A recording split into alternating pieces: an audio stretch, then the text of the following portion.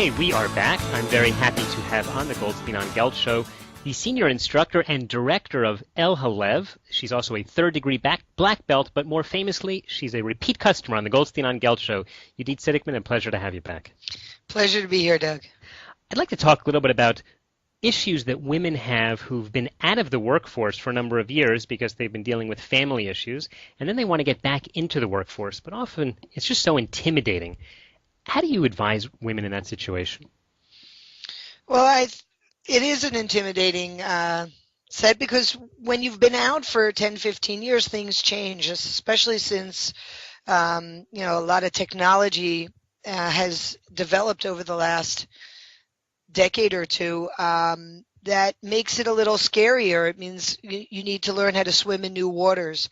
I think most women did not train to be moms and have done a phenomenal job. Yet when it comes to returning to the workforce, find it very intimidating. Like, I need to know what to do before I can go back, or I can't do this. When they really do have the tools inside them to conquer the fears and conquer the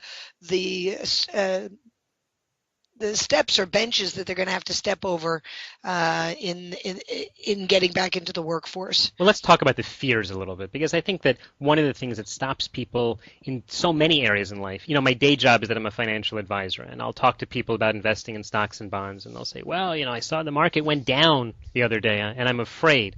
And I talk to them about long-term investing and the power of compound interest, but still they have this fear, and for a lot of people, they just can't get over it. How do people get over the fear? One of the things we do at L11 in the workshops we do for women who are returning to the workforce is understanding the walls that we build in front of us. And these walls of fear or walls of I'm not capable can be broken through. I think that part of it is assessing, well, how thick is the wall? How high is the wall? Can I climb over it? Can I sashay around it? Do I have tools that I can use to get through this? One of the workshops that we do, we literally break cinder blocks, and Wow. Women learn how to break these cinder blocks with their hands. And when they stand in front of that brick, I can't even tell you the numbers of women who look at me and say, me? I'm going to do this. I can do this. You're out of your mind. I can't do this. And when you put it in perspective, I think part of it is putting it in perspective of just saying, well, wait a minute. How many terribly, horribly difficult things have you gotten through in your life? And they can usually name at least one or two.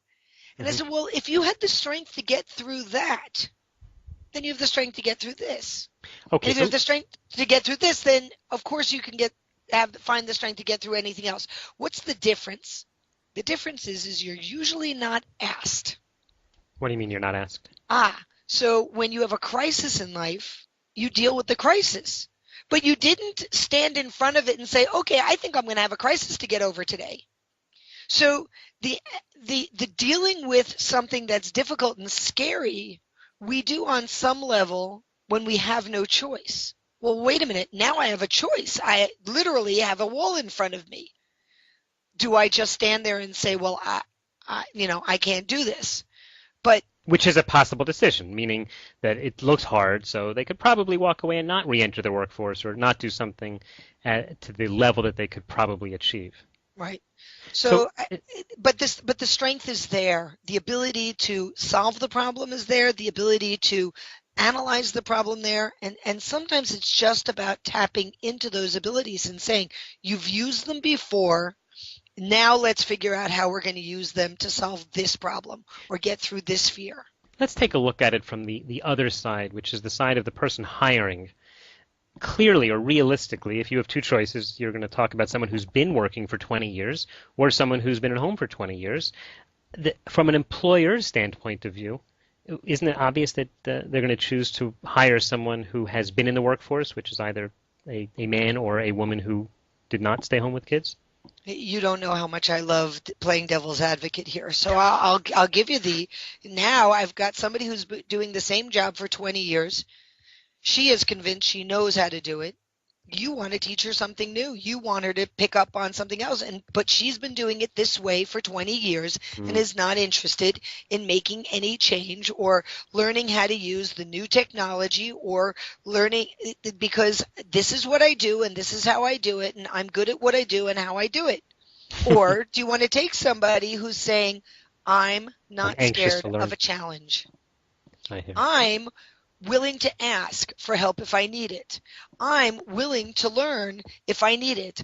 I'm willing to go to Rabbeinu Google and say, how do I use this Excel sheet? How do I make this problem happen? How do I use the tools that I have? If we can teach them to use the tools to solve the problems and know that they are capable of using the tools to move forward. Now, I would rather take the person coming back to the workforce because I know I've got somebody who is dedicated to making change work. Okay, we are talking with Yehudit Sidikman, who's the senior instructor and director of an organization called Halev, based in Jerusalem. She's also a third-degree black belt in judo. Yehudit, I actually have a number of questions on this topic, but just take a minute to describe what is Halev all about. Halev is a nonprofit organization that works to the empowerment of women and girls in general through martial arts and self-defense training. Our martial arts is coming from a different place. It's coming from a place of power that women can tap into with women role models teaching. The self-defense is not just about how to punch and kick or hit or escape, but also about how to recognize what's going on, how to negotiate out of a difficult situation, how to be willing to stand up for yourself and say, excuse me, I'm standing here, I'm the next one in line. Rather than just letting the world happen around you as if you're invisible. So we also work with other populations that the type of abuse or abuse, and it's not about nitzul, is taking advantage of them, is similar to what happens with women and girls, and that's the elderly and people with disabilities, where there's a necessity to be to rely on others for help. And at what point do you draw the line and say, okay, yes, you helped me, but that doesn't mean I need to sign a blank check for you. And stand up for your boundaries. So that's what we do at Halev. Okay. Many of our workshops really look around how do we give our clientele the tools they need to be fearless. And being fearless isn't just about fighting. Being fearless is also about sitting down with your boss and saying, I've worked really hard this last 6 months. I know I got an entrance salary when I came in. I deserve more, and I know you know that, and it's time for that to happen. Wow. I'm glad that you don't work for me. Okay, so... No, actually, you should be sorry that I don't work for you because I would make sure that I close every deal. Yeah, okay. All right. Well, Yehudit Sidickman, the head of Halev, let me ask you a little bit about what we were talking about at the beginning, which is women returning to the workforce. In many cases, a young woman might have left the workforce to have a family, and 10, 15, 20 years later, the things that she thought she was interested in when she was in school turn out not really her space. Maybe she doesn't want to be an accountant or a bookkeeper. And now she wants to switch professions. But come this age, it's a little bit harder to go back and get retrained. How can women get back into the workforce, into something that interests them? I can tell you from my, own personal experience that there are lots of really exciting options for adult learners out there for retraining. If you would have asked me 20 years ago, would I be getting my master's in business administration, I would have not only laughed, I would have probably, fallen off my chair. But there are plenty of ways that if you find what's exciting for you, that motivates you, that you can do part-time work or full-time work with part-time learning and make in creative ways. So I think people are less stuck today than they were 20 years ago, when the only way to get training was to go to a full-time college program in-house and get training, whereas today there really are many other ways. I know people who have switched from being registered nurses to being full-time therapists to, moving into something a little more earthy, crunchy, like, essential massage therapy and that kind of stuff, that they wanted to work with people. They didn't enjoy working in the nursing profession because it was too technically bureaucratic to really connect with their patients, and then went into something that was totally different, which was more one-on-one, but then wanted something that was a little more feeling like I'm doing a healing thing, or decided to create jewelry and become artists, and found the way to get the training to move on and do that. So I don't think that it's impossible to do. Many people in many places today are open to looking at interns, even older interns, especially when it comes to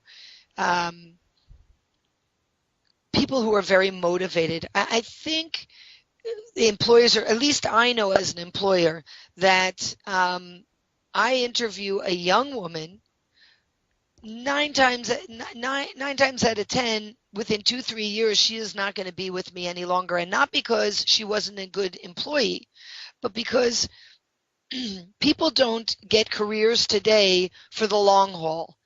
They, every 3-5 years, they're looking for something that's going to excite them or change or grow or a different direction, or I'm not 100% sure what I want to be when I grow up. So taking somebody who may be in their 40s but has finished raising their little kids and now has the ability to say, wait a minute, I really want to work with people in this specific field, and I'm willing to pick up the skills that I need to get through and do it well. I know I've got her at least for another 10-15 years and not just 2 or 3. That's great to have employees who you can really count on for the long term. We've been talking with Yehudit Sidickman, who's the head of El Halev. Yehudit, we're just about out of time, but in the last few seconds, can you tell people how they can follow you and your work? Absolutely. So El Halev is easy to find on Facebook, ELHALEV, El Halev. That's the best place to follow us these days. We do have a website, which is www.lllev.org. But Facebook is the best because there you can really see what's going on every week and every day. We've got a whole bunch of albums up so you can get a real feeling of what's going on. At the moment, we've got close to 40 girls in camps of different ages, learning martial arts and crafts and drama and self-defense and everything a girl should learn before she hits her 18th birthday. All right. It sounds super. Yehudit Sidickman, thanks so much for your time. My pleasure. Thank you for having me, Doug. You've been listening to the Goldstein on Gelt show with money maven Doug Goldstein. Doug's weekly radio show is heard around the world, but if you miss it, you can download the podcast at www.goldsteinongelt.com. The Goldstein on Gelt show gives you up-to-date financial ideas so you can get on the path to financial freedom. If you'd like your questions answered on the air or off, send Doug an email to doug@profile-financial.com. It's your money for your future, so join Doug every week to build your wealth on the Goldstein on Gelt show.